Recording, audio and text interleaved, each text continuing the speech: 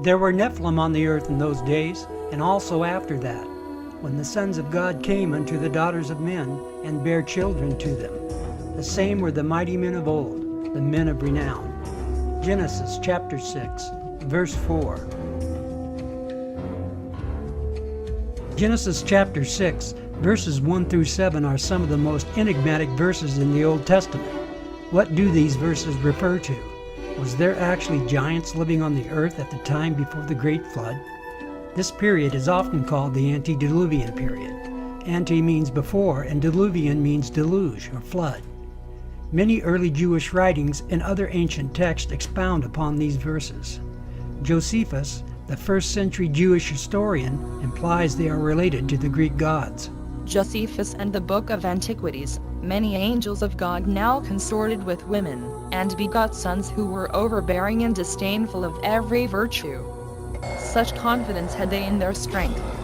In fact, the deeds tradition ascribed to them recalled the audacious exploits told by the Greeks of the giants. But Noah urged them to adopt a better frame of mind and change their ways. The Book of Antiquities, chapter 3.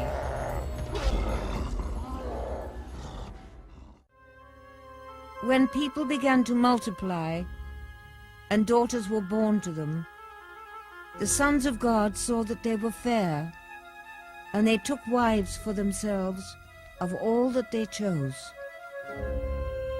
Genesis 6:1.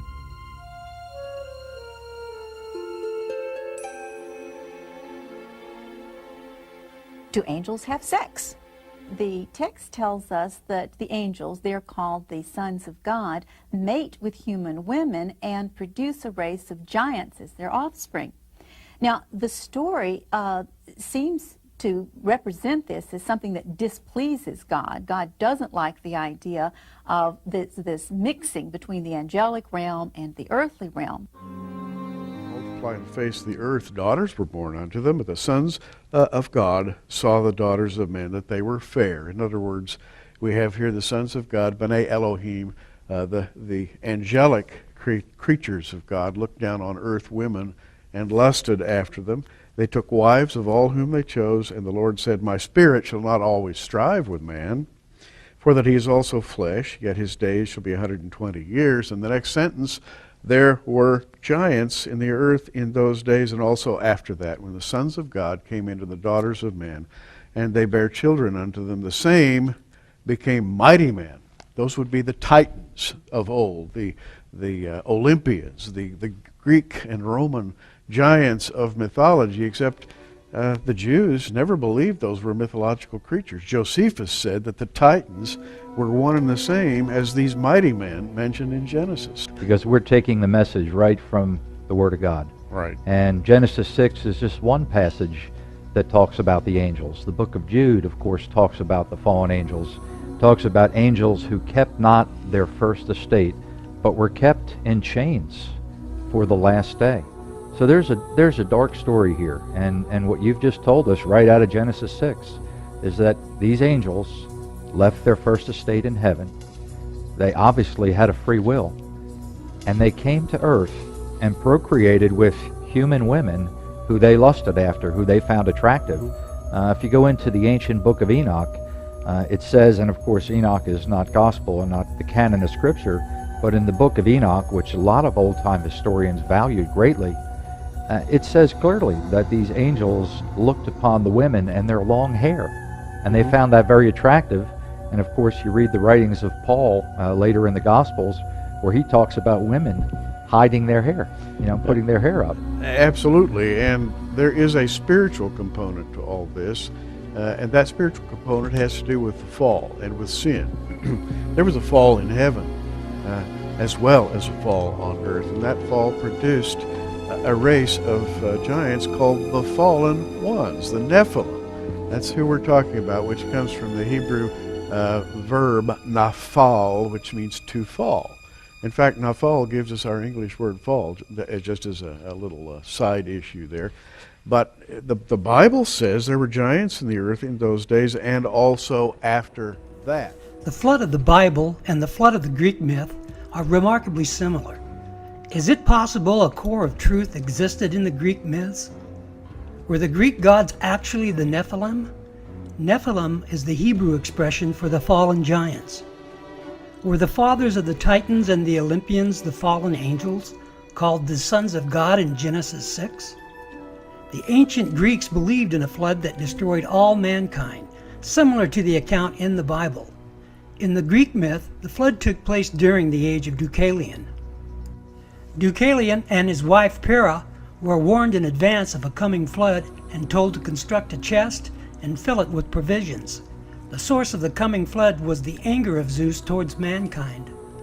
Zeus had become disgusted at the degeneration of humans, and in particular, the practice of human sacrifice. Zeus assembled the gods and decided to destroy mankind by water. Deucalion and Pyrrha survived the flood by floating in the chest they built. There are differences between the Greek myth and the account in the Bible. However, both maintain the world was destroyed as a result of mankind's sin, and the human race was saved as a result of a few individuals leading a righteous life. Every culture around the world has a flood story. Many of these stories refer to giants before the flood, just as the Greeks referred to their gods, the Titans and the Olympians. Many scholars are making the association of these Greek gods with the Nephilim and the fallen angels from the Genesis account. And just like the flood, many cultures around the world have legends of the star people, the ones who came down from heaven. I am convinced the star people are the fallen angels, the sons of God.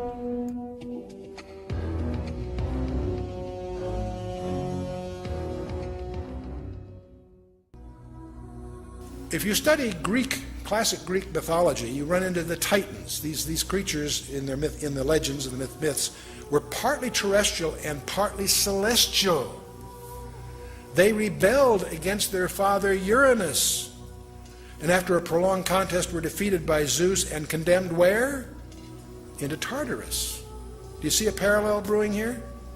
I'm going to suggest to you that the legends of the ancient Greeks embody the truth of what really happened in the past, that there were these strange creatures generating hybrids that the Greek called Titans. And we see Zeus in many forms. We see Atlas and Hercules. Atlas and Hercules from Greek mythology were what would be called in the Hebrew Nephilim, offspring of an intermarriage between a god and a woman. And so now these legends we obviously see in the Sumer culture, in Assyria, in Egypt. I'll show you a few things. In the Incas, the Mayan, the Epic of Gilgamesh, in the Persian mythology, and certainly in the Greek mythology, which most of us as products of Western civilization are familiar with. Also in India, Bolivia, South Sea Islands. Every one of these cultures, and the American Indians, every one of these cultures have legends of the star people. These people that came, these gods or demigods, whatever, came and cohabited with women and produced hybrids. The latter days, in part, will be distinguishable because of the rise of powers that have been suppressed or repressed over the years, but in the latter days those powers will emerge once again. And one of our favorite verses has to do with some of the words of Jesus in Matthew 24, starting in verse 36. But of that day and hour knoweth no man, no, not the angels of heaven, but my Father only. But as the days of Noah were, so shall also the coming of the Son of Man be. And what he's saying here is the days of Noah will be sort of transplanted into the latter day era. And you and I both believe we're seeing that right now. Absolutely. One of the, in my opinion, we're looking at the return of the Nephilim. It's a different incursion than what happened thousands and thousands of years ago. I call it the coming great deception. And what we're going to see is, or what we are seeing, is this manifestation of orbs and craft and other phenomena, other anomalies. Meanwhile, shows like the History Channel's Ancient Aliens program is promulgating what I call the coming great deception. They're saying that E.T. created all life on this planet, that they genetically manipulated all life on this planet, that they started the world's civilizations and religions, and now are coming back at this critical juncture in human history. Well, Christians in the church better wake up to what is happening because this phenomenon is real, burgeoning, and not going away.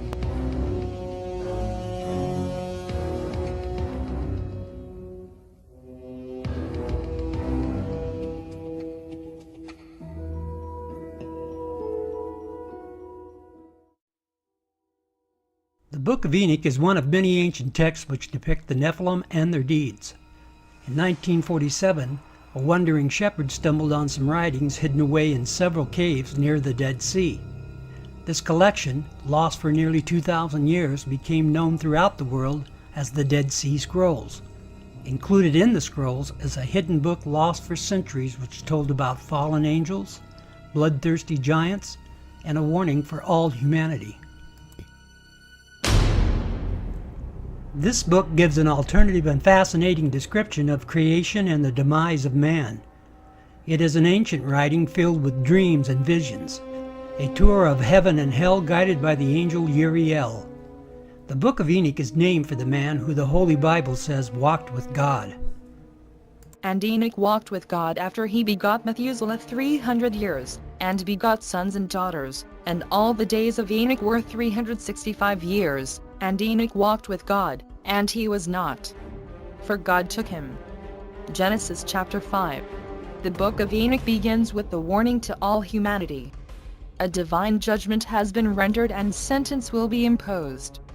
God tells Enoch that all life on earth will be destroyed in a violent flood, and with the story in Genesis, God blames this evil on the sons of God, angels who lusted after the daughters of men. These angels are sometimes referred to as watchers. They keep constant watch, and they decide one day, about 200 of them, that they're going to descend to the earth. They would like to very much make contact with these mortal women. The Book of Enoch was an expanded story of the mysterious giants, the sons of God, and the daughters of the earth, spoken of in Genesis chapter 6. Anytime you read the book of Genesis, there are all kinds of unanswered questions. Suddenly, there is this quick few verses at the beginning of the flood story about giants in the land that come from the sons of God mixing with the daughters of the earth. And you stop and think, wait a minute, what's this all about? It's like it went by too fast. And you want to grab it and say, wait a minute, what was this?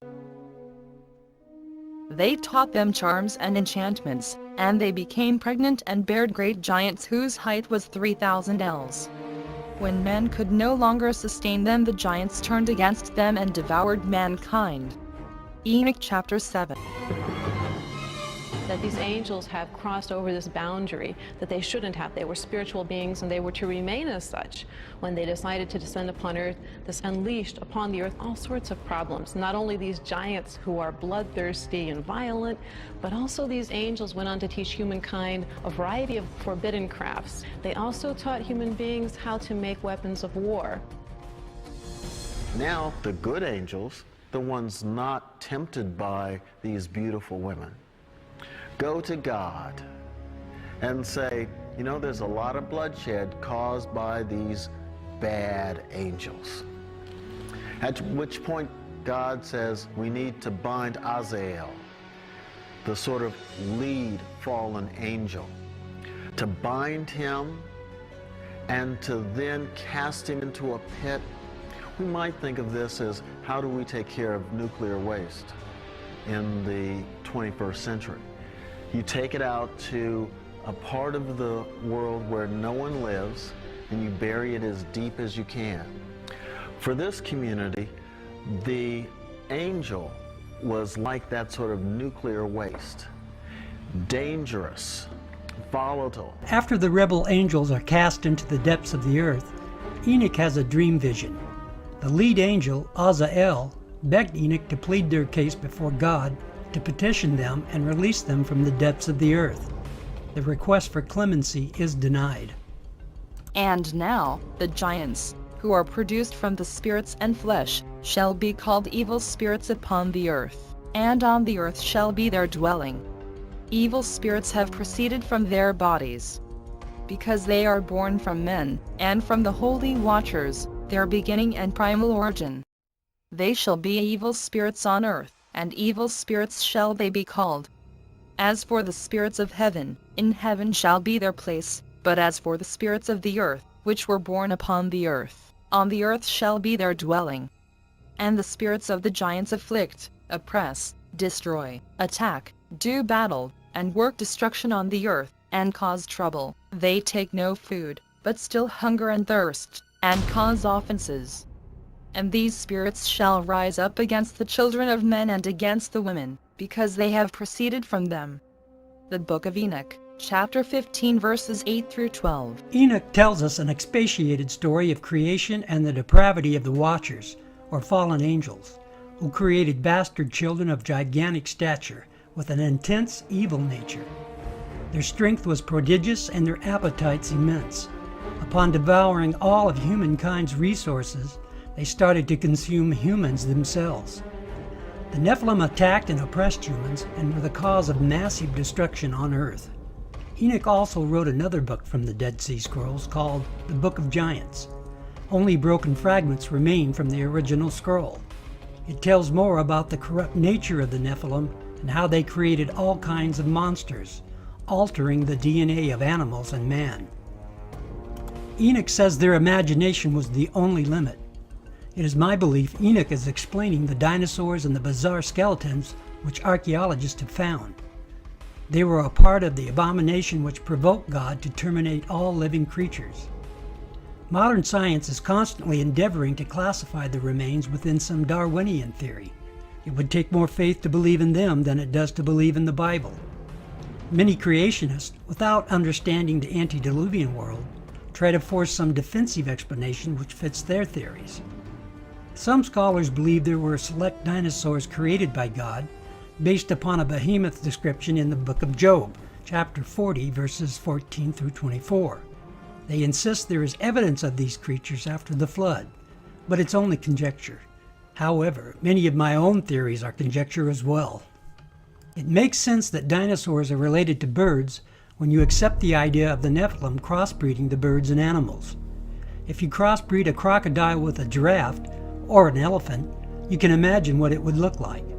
All modern scientists agree the dinosaurs were destroyed at the same time by some cataclysmic event. Couldn't this event be a global flood? Some scientists say the sea life found in the Himalayas and other major mountain ranges is due to the fact that they were once seabeds. Is it possible the sea fossils found were deposited by a global flood? God destroyed the world because everything was corrupt, except for a few righteous people. I find it interesting that the science of today is again altering the gene pool under the guise of improving humanity. Are we back to creating monsters? Is it a sign of the end of days? Jesus said the end of days would be like the days of Noah, and the altering of DNA certainly qualifies us with the time of Noah. The Nephilim on the earth in those days, other translations say the word giants, which is somewhat of a, I mean, they were big, but they weren't called giants because they were big. They were called Gegenes, or they were called Nephilim, because they were fallen ones, and they were the progeny of fallen angels and women. And what's so interesting is that every ancient commentary, whether it's Philo, Josephus, the Book of the Giants, the Genesis Apocryphon, if you look at the Aramaic Targumim, all of these are saying that very thing, that it was angels, fallen angels, that came down and took women, and they created this hybrid race. So Satan was trying to destroy the seed, but God, of course, preserved the seed so that when Mary came on the scene, then the Holy Spirit overshadowed her and placed the other half of the needed seed in there, so that it was through Mary's seed, through her gamete, her 23 chromosomes, and the combination of the Holy Spirit giving 23 chromosomes, which would then produce the zygote into which the Lord Jesus, was incarnated into.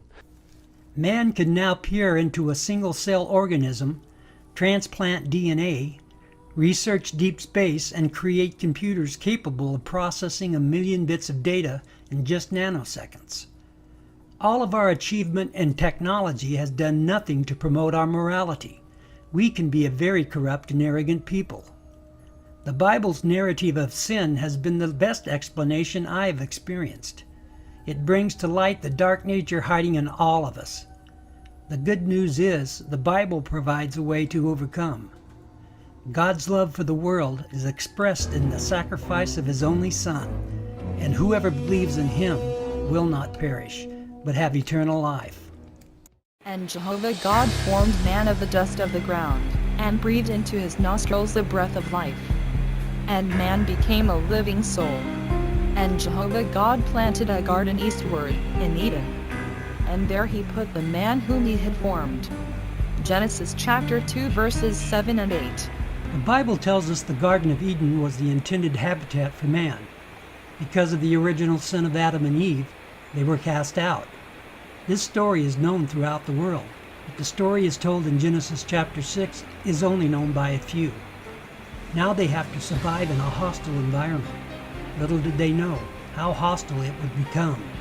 The reign of the Nephilim started around the time of the patriarch Jared, the sixth generation from Adam. The very angels entrusted to help man now conspired against him. The angel Satan was always incensed and jealous of Adam and refused to pay him homage. Now a group of conspiring angels mated with earthly women, and these women bore the Nephilim. God's creation became an abomination. As we have already heard, these giants were bloodthirsty and made themselves to be gods. The Book of Giants, written by Enoch, reveals part of the story and elaborates on the exploits of the giants, especially the two children of Shemi-Haza, Oya and Heya. Since no complete manuscript exists of the giants, the exact contents and order remain a matter of guesswork. Most of the content of the present fragments concerns the giants' ominous dreams and Enoch's efforts to interpret them, and to intercede with God on the giants' behalf. The Book of Giants, like the Book of Enoch, tells us how the Nephilim altered the DNA of animals and man, creating all sorts of monsters. The Greek myths of the Minotaur, Satyr, and Centaur take on new and more realistic perspective. There are scholars who now believe the dinosaurs are the result of this genetic manipulation. I believe it to be the best explanation of all the theories I've considered. There are many aspects of the dinosaurs that just do not fit into the scheme of this world. As I already mentioned, some scholars believe certain dinosaurs were created by God, based on the verses in the book of Job. I admit it's possible, but I'm still not convinced. We now have an overall picture of the time period. Since the time of Jared, the sixth generation from Adam, humans and animals were now subjected to the will of the fallen angels, the Nephilim giants, and their hybrid monsters. There is new evidence indicating that man was indeed walking with dinosaurs. This entire century, we've been told that dinosaurs existed millions of years ago and became extinct before the arrival of man. I find these theories, which are based on Darwin's theory of evolution, absurd and shameful. Scientists and educators have gone to great lengths to keep out the creation story from schools throughout the United States. The public educational system's use of separation of church and state is exactly what our forefathers were trying to prevent: governmental dictation. It was never intended to separate God from government. The founders wanted to preclude what they experienced in Britain, where the government created a single domination to the exclusion of all others. There is corruption in our educational system's agenda and their selected scientific methods. In the end, they did not keep out religion in schools. They replaced Christianity with their own substitute, the theory of evolution. That's right, the theory of evolution is indeed a religion, with man in charge of his own destiny. Most scientists are now concluding that Darwin's theory does not stand up to modern biological standards. Now that we are able to see and understand the complexity of a single-cell organism, which Darwin could not, we know he was wrong. There is a petition signed by 600 professors from the top universities throughout the United States to stop teaching Darwin's theories. Century, when Darwin was alive, scientists thought that the basis of life, the cell, was some simple glob of protoplasm, like a little piece of jello or something that was not hard to explain at all. But with the hard work of science in the 20th century, we've seen that the cell is far from simple. It's got very complicated molecular machines and things that are very resistant to Darwinian explanation. Scientists will tell you if evidence is contaminated, then carbon dating will be wildly inaccurate. If you accept the flood theory, then everything was underwater for a year. There is no doubt the evidence before the flood is contaminated. This leaves us with no accurate date. However, there is evidence of man walking with dinosaurs. My reaction was one of shock. I had heard of human footprints being found in this locale on the Biloxi near Glen Rose, Texas, but I was rather skeptical. And here, after removing actual rock layers, the team and I excavated a series of dinosaur footprints. And 18½ inches from one of those dinosaur footprints, we excavated a 16-inch human footprint. We excavated 12 footprints in a series. And when you find a trail with left, right pace and strike, the right distance apart, then you have to interpret this as belonging to humankind. We found trails leading under limestone ledges and actually removed the limestone ledges one slab of rock at a time. And we found that both the dinosaur footprints and the trail of human footprints continued under the rock ledges. This evidence is real. I first saw the Burdick print on my initial visit to Glen Rose in 1984. My impression at that time was that it was too perfect.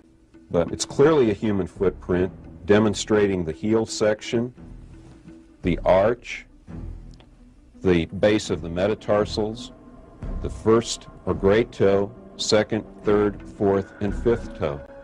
After our examination of this print, we find that it definitely is in the Cretaceous limestone, in the same formation with the dinosaur footprints.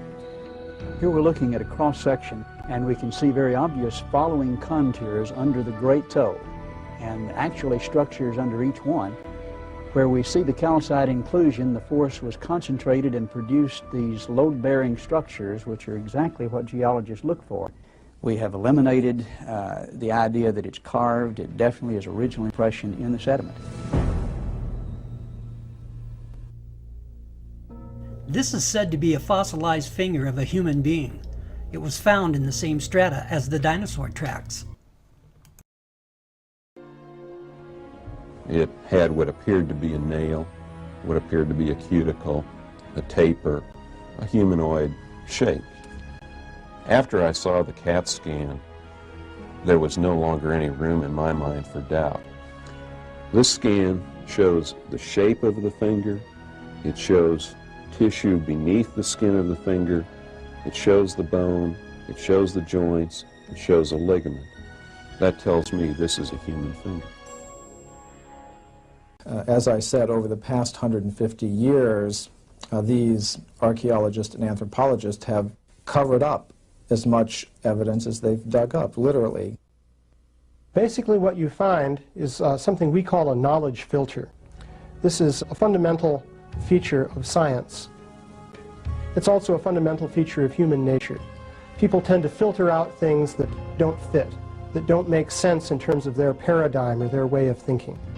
So in science you find that evidence that doesn't fit the accepted paradigm tends to be eliminated. It's not taught, it's not discussed, and people who are educated in scientific teachings generally don't even learn about it. Carbon dating can be highly inaccurate for dating archaeological artifacts. It's not just that it can be inaccurate, it's worse than that. There are numerous cases in the past where items have been carbon dated and found outrageously wrong. Does carbon dating work at all? Despite its problems, the underlying ideas are sound, and scientists are pursuing the reasons why carbon dating can be so inaccurate. There are reasons for the problems. The first one is contamination. If an archaeological artifact is contaminated, then you have no scientific method to calculate it. Another reason is the level of carbon in the atmosphere at the time. It's my personal belief one of the ways life was reduced in years and size was the altering of the atmosphere by the hand of God. so the ratio of carbon-12 and carbon-14 before the flood was completely different. There are many details which scientists presume were taking place.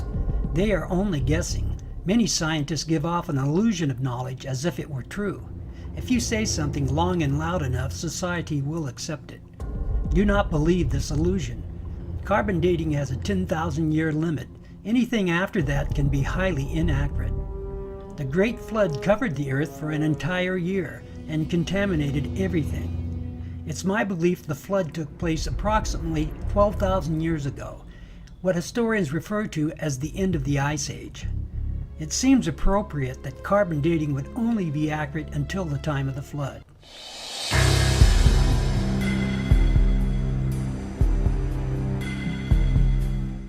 Is there evidence of giants on Earth? The subject of giants is probably not for everyone. It seems to be a subject for certain scholars and a few believers. There is also a mysterious spiritual principle involved. This is probably why most people do not understand, perhaps for hidden reasons. Just like a psychological puzzle, you must develop the right perspective to understand it, or it looks like foolishness. My research is based on faith in the Bible, a core of truth in early Jewish writings, other ancient texts, and existing archaeological artifacts. The ancient cultures of our distant past were not simple-minded, as we have been led to believe. They were highly intelligent in mathematics, physics, engineering, and astronomy. Where did this information come from? The following clips are about a few ancient sites and their myths. According to ancient Chinese legend, over 100 pyramids discovered in China are the legacy of extraterrestrial visitors. When local villagers were asked about the pyramids, they said the ancient giants constructed them. When they questioned a custodian of a local monastery, they were told, according to records housed in the monastery, the pyramids were said to be at least 5,000 years old. One can only guess at their real age. Did the antediluvian giants build these pyramids, or was it the post-flood giants? They said the pyramids belonged to the old emperors who reigned in China, and the emperors always stressed the fact that they were not from Earth. Rather, they were descendants of the sons of heaven, who roared down to this planet on their fiery dragons. It is interesting the custodian used the phrase, sons of heaven. This is the terminology of Genesis chapter 6, verse 4. These pyramids tell us about the presence of giants on Earth, whose fathers were the sons of heaven. These pyramids were aligned astronomically, and this astronomy was common in other structures throughout the world. Teotihuacan, the city of the gods, is just south of Mexico City. The largest pyramids are the pyramids of the sun and moon. They were said to be built by an early race of giants from the first world. After the completion of the pyramids, these giants turn into gods. According to Aztec myth, all of the gods sacrificed themselves for mankind. This causes the government to be established and the birth of the Aztec civilization. Once again, we see pyramids built by giants who considered themselves to be gods. These gods instructed the people to sacrifice humans to please them. The early Jewish writings expound upon the Genesis verses and describe many more details about the cannibalistic Nephilim, and we can see their bloodthirsty traits carried out here. These pyramids, like those in China, were built by giants and had astronomical implications. As a matter of fact, this whole complex is a reflection of our solar system. Were the Nephilim trying to duplicate the Giza Plateau? In my books, The Middle of the Earth and the Messianic Temple, I present my evidence concerning the Giza Plateau in Egypt. I concluded the Giza Plateau is the middle of the earth as described in early Jewish writings. It was intended as a witness and sign for the one true God. Through the ancient historian Josephus, I explained the Great Pyramid as one of the pillars of Seth, which was to be an astronomical record for all future generations, including us. The Nephilim were perverting all of God's creation and were attempting to replace God. We see that plan being carried out here at Teotihuacan. The city represents astronomical pyramids, temples with bloodthirsty sacrifices, and was built by giants.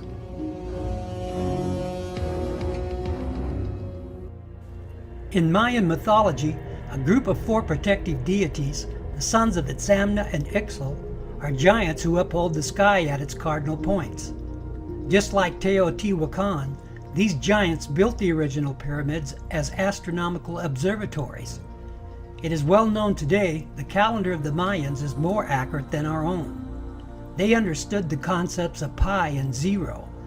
It is even thought they had a representation of a black hole, called the Dark Rift. Their understanding and knowledge reflected that of the Nephilim. The Nephilim were part angel and had a knowledge far superior than man's. These gods also instructed the people in bloody sacrifices. Even their games depict the dark path set for the Mayans. The image of a priest cutting the still beating heart from a man probably delighted the Nephilim. We can only imagine their intoxicated and wicked laughter. The Book of Enoch and the Book of Giants tell how they devoured man in the worst way. They also created genetically altered beasts to help them in this quest. They were bound and determined to pervert all of creation. These temples tell us of their astronomical knowledge and their reprehensible past. The Maya were still communicating with the fallen angels, who were cast under the earth, and the Nephilim spirits in an alternate dimension. The Maya priests would alter their state of mind with hallucinatory drugs and spoke directly to the gods of the underworld. Even though the angels were already judged and doomed in the underworld, they were still communicating with those who would listen. Although the bodies of the Nephilim were destroyed, their spirits still preached to the Mayans and all other Mesoamericans.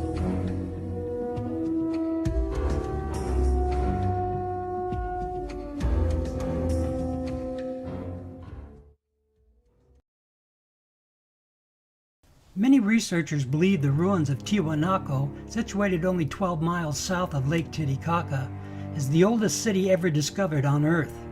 Consistent with these theories, the Inca living in the region during the Spanish conquest explained that Tiwanaku had existed for thousands of years before their civilization began.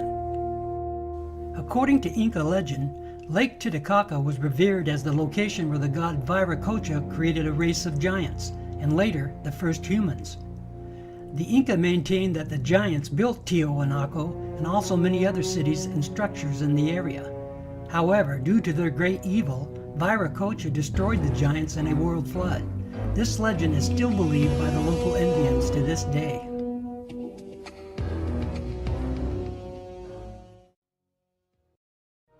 The facing stones of this site are perfectly set with no mortar. We took a needle, and that needle we tried to insert at every point along the joint, and the needle couldn't be inserted. A perfect fit. Now the ancients constructed the site with astronomical alignments in mind. As the sun rises each day, it moves along the horizon and arises in a different spot. To measure this movement, they built the temple itself as a giant clock to tell them how the progression of the sun was proceeding. And we can use those same astronomical alignments to date the site.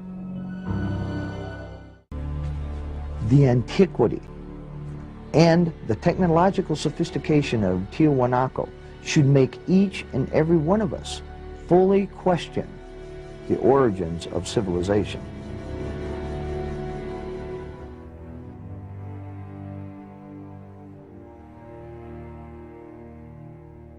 Giants also figure in the mythology of Stonehenge, one of the most famous structures in the world. These massive standing stones were called the Giants' Dance by the earliest inhabitants, and they believe giants constructed it. Stonehenge is an astronomical observatory, mapping the solstices and the equinoxes. It is also believed to be a place of sacrifice. Who actually built Stonehenge and how they did it are enduring mysteries. Do these legends contain a core of truth? Was it built by giants? The spiral-shaped Gilgal Rephaim is located 20 miles from the Sea of Galilee. Constructed of an estimated 40,000 tons of loose rock, it is remarkably reminiscent of Stonehenge. Both of these megalithic structures are considered astronomical observatories, and both were said to have been built by giants. However, in Gilgal-Rephaim, there is biblical evidence. Israeli archaeologist Daniel Herman is investigating a newly opened grave. This is a tomb of someone obviously a very powerful man. Look at the size of the stone slabs used. This must have taken an enormous amount of time and effort to construct.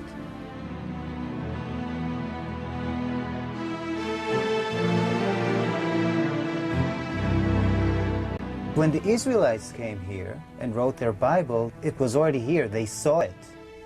So they have documented the identification of the site by saying that this region was ruled by Og, king of the Bashan. Og is described in the book of Deuteronomy as, and I quote, "For only Og, king of Bashan, remained of the remnant of the Rephaim." Rephaim is Hebrew word for giants.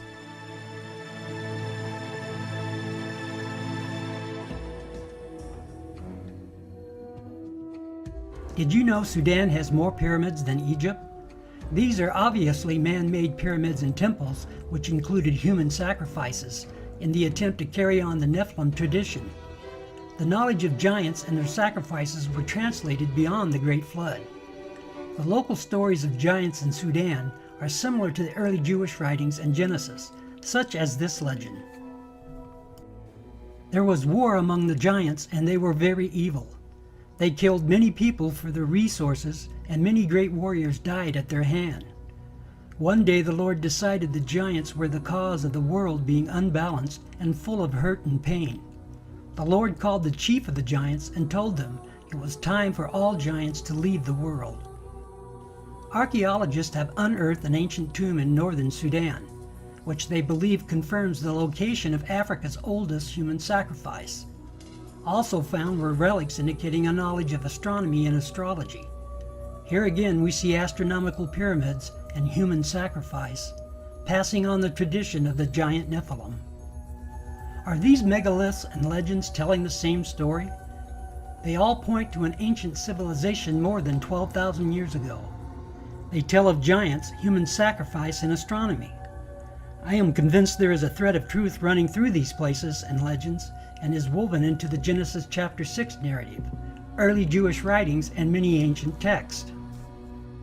These structures and legends are spread over the entire earth.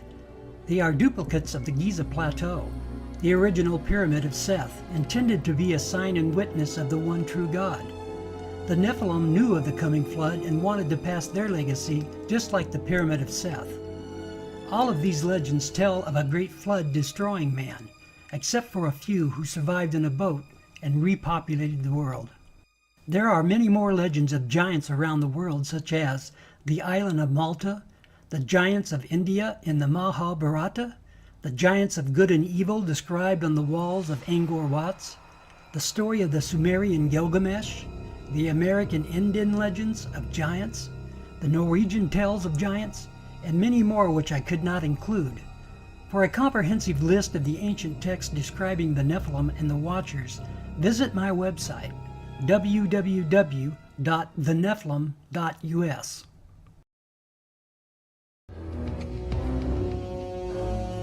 The atmospheric conditions before the flood were much different than they are today.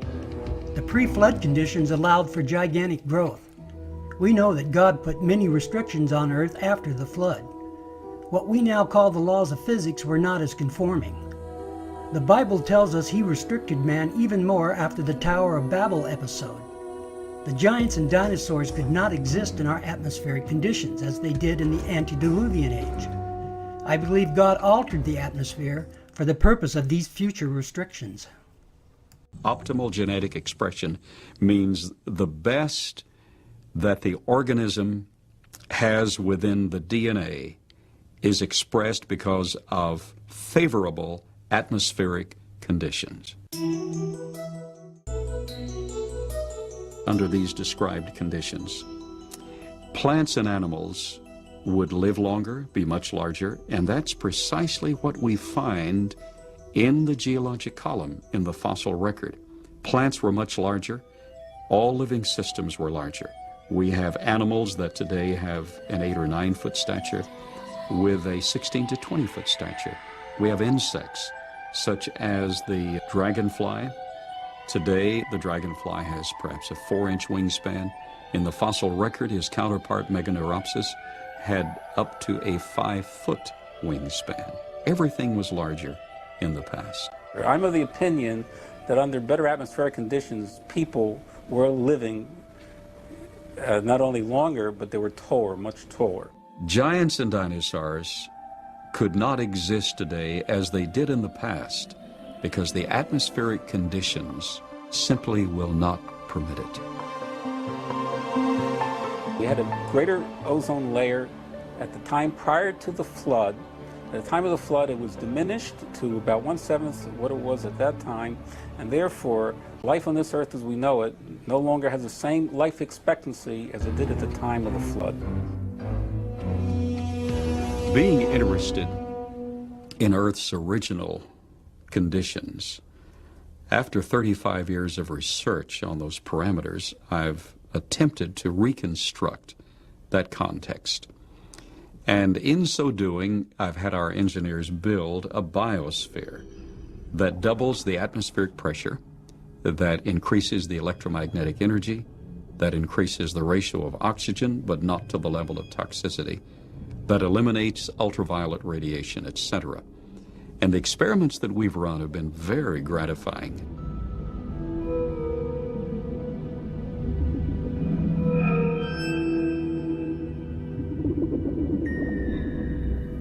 In our controlled scientific experiment, we have measured the effects of a pulsed electromagnetic field on biological systems. We have these Pacu piranha fish that normally at 3.5 years of age are about this size under optimal conditions. Yet we have them now in excess of 20 inches, weighing just under 5 pounds each. Under these controlled conditions, we have succeeded in producing giantism at an accelerated rate. Genesis tells us that even after the flood there were giants in those days. Somehow some giants, at least one, maybe more, survived the flood and again populated the earth in small numbers. Chapter 10 of the Book of Jubilees suggested 10% of the giants were permitted to reign on earth after the flood. With the altered atmospheric conditions, their growth was restricted. In Numbers chapter 13, verse 33, we are told that the Anakites were the descendants of the Nephilim. In the book of Joshua, chapter 10, verse 4, we are told that Og was also the remnant of the giants.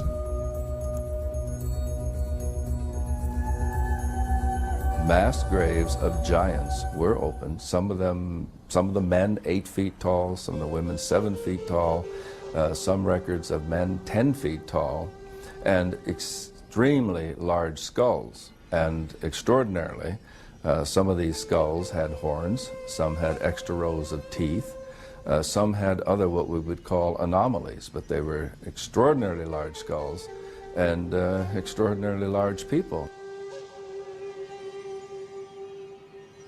A number of mounds in the Midwest in America were excavated starting in around 1850. And in many cases, they would find skeletons of people who were in excess of 7 feet tall.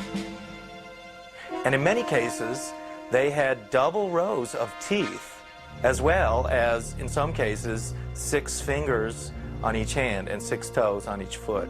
The one that was found in Bridal Veil Falls, California by a group of miners, first they found this wall with very intricate hieroglyphics. They assumed that they were finding gold behind the wall. They broke it down and they found this woman holding a child covered with fur and a strange kind of dust. The same tall female mummified remains have been found in Texas. They have been found in Death Valley. They have been found in other parts of California. Archaeology at that time was in a heyday. There was everybody that had a shovel was out trying to find something. But what's interesting is that the finding of these giant mummified bodies and giant fossils and bones. Really, you can't pin to any particular location. They were finding them in Greece, they were finding them in Italy, they were finding them in the Middle East, they were finding them in America. And even if you write off a few of those as perhaps a hoax or a misinterpretation of something else, you're still left with a tremendous amount of evidence to show that there were these giant beings at some point walking the earth.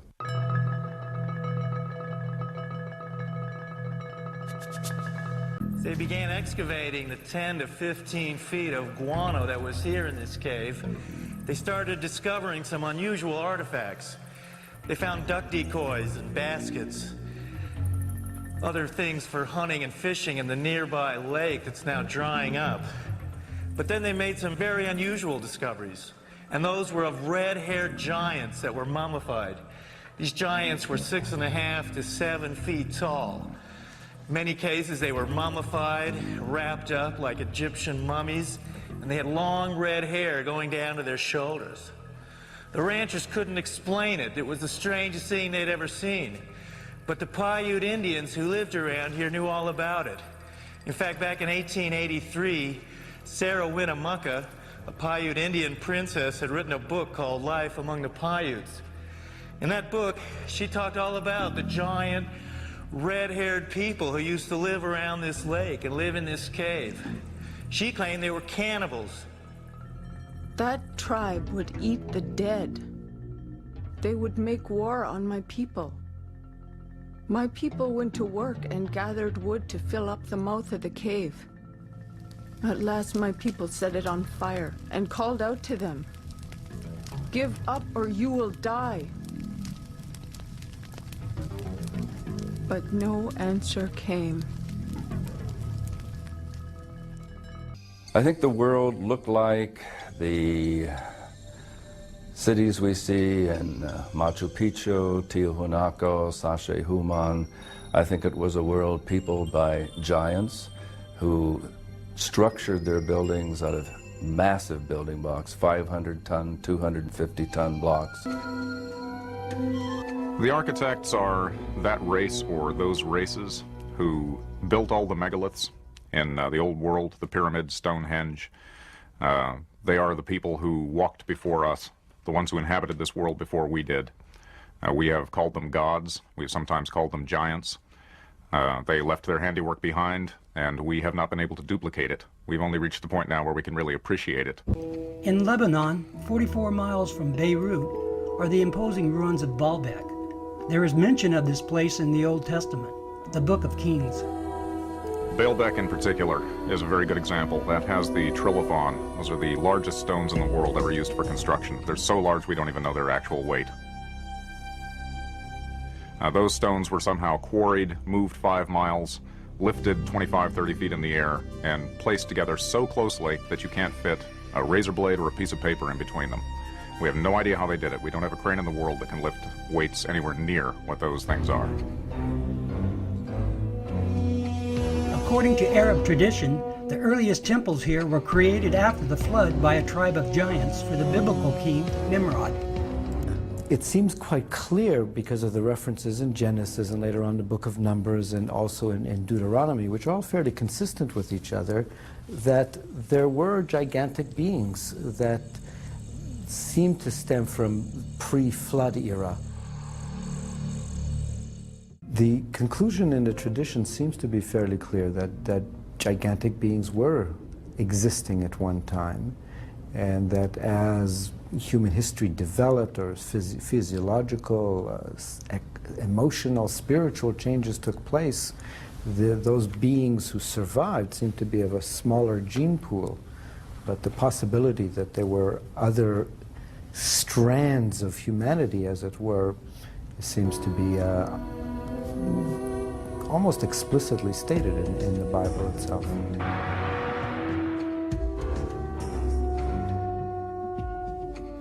In the book of Numbers, we are told, after wandering in the desert with his people, Moses sent out scouts for a place they could settle.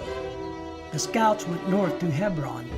On their return, they reported, "All the people we saw there are men of gigantic size. We felt no bigger than grasshoppers. and that is how we look to them. If we look at Scripture, there were giants in the earth in those days. And if we take that literally rather than symbolically, that there were simply men of great powers and extraordinary abilities, then we could say that the first men, the first humans, were giants, or we could theorize that these giants came from somewhere else and used Earth as a colony. This colony was the conception of the Nephilim. It was their fathers, the fallen angels, who came down from heaven and introduced earthly women to a new strand of DNA, creating all sorts of monstrous beings. There were giants in those days, and also after that.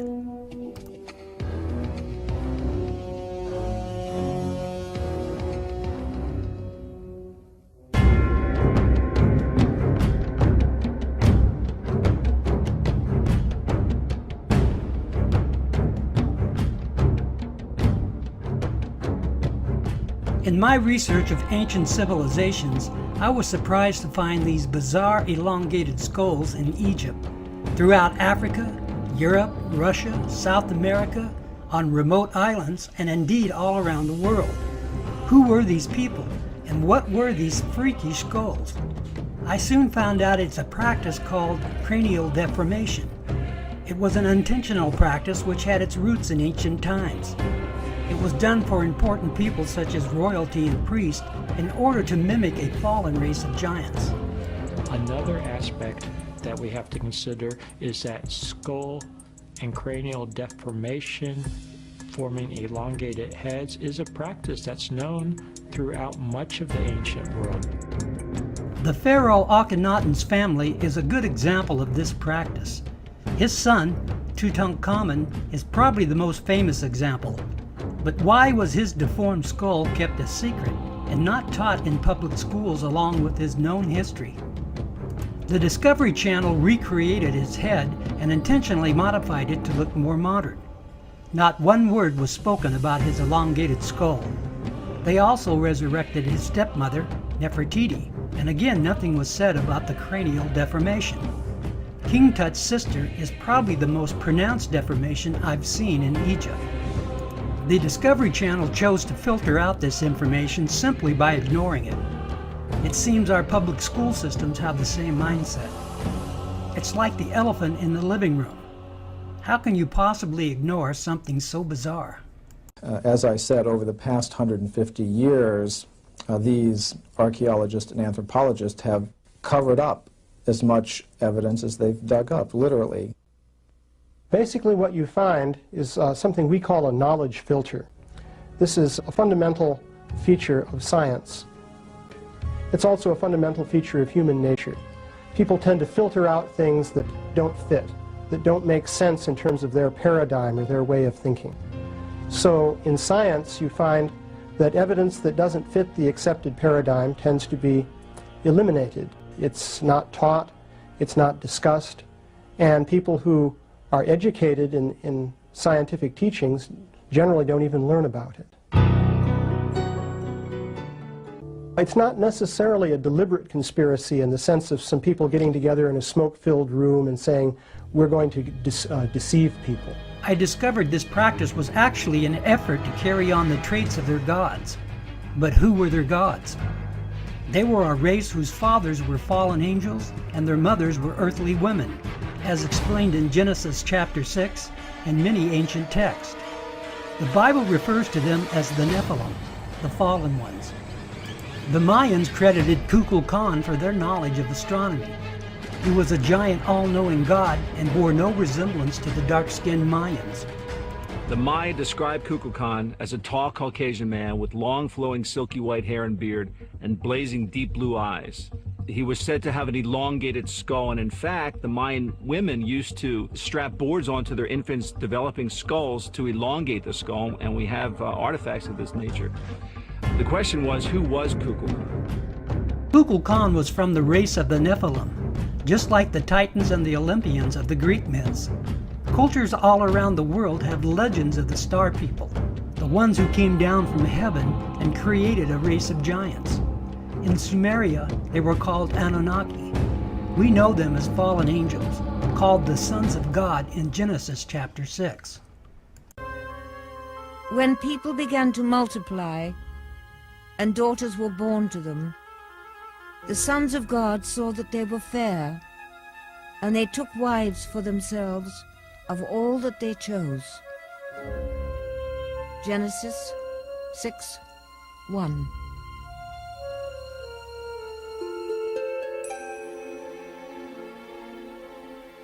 Do angels have sex? The text tells us that the angels, they're called the sons of God, mate with human women and produce a race of giants as their offspring. Now, the story seems to represent this as something that displeases God. God doesn't like the idea of this mixing between the angelic realm and the earthly realm.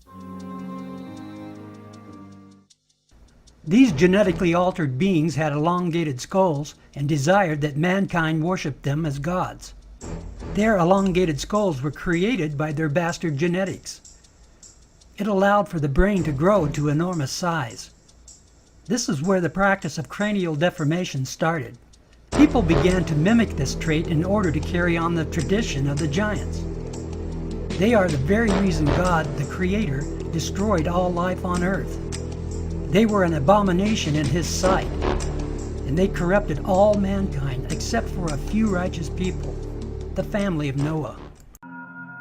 They took infants' skulls and compressed them and bound them, and they forced the cranium out and elongated, and in many cases they doubled the size. People have suggested aliens had elongated skulls, and apparently ancient peoples are mimicking those skulls. The old saying is that imitation is the sincerest form of flattery. These ancient alien theorists attribute cranial deformation to aliens from outer space. They believe people saw them as gods and mimicked them. Part of this is true, but they were not aliens from outer space. They are from hyperspace, where they were sentenced by God. Now living in a parallel dimension, they are spirits and now called demons. God destroyed their bodies right before the Great Flood and sentenced their spirits to abide in this dimension.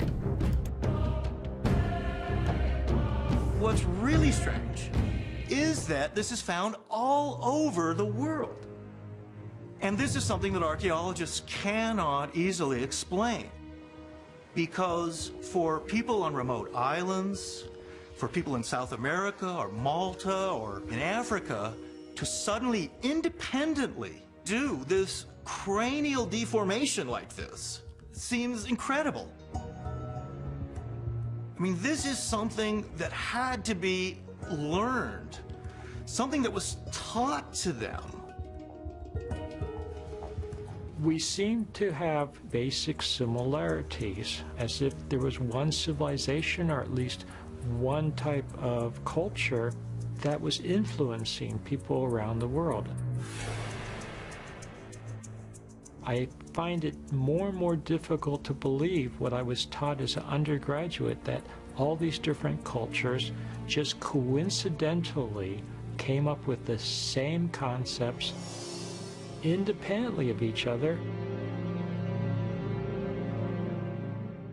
These ancient alien theorists are right. This is a learned behavior. The practice of cranial deformation dates back to the antediluvian age. The Nephilim giants created this practice all around the world.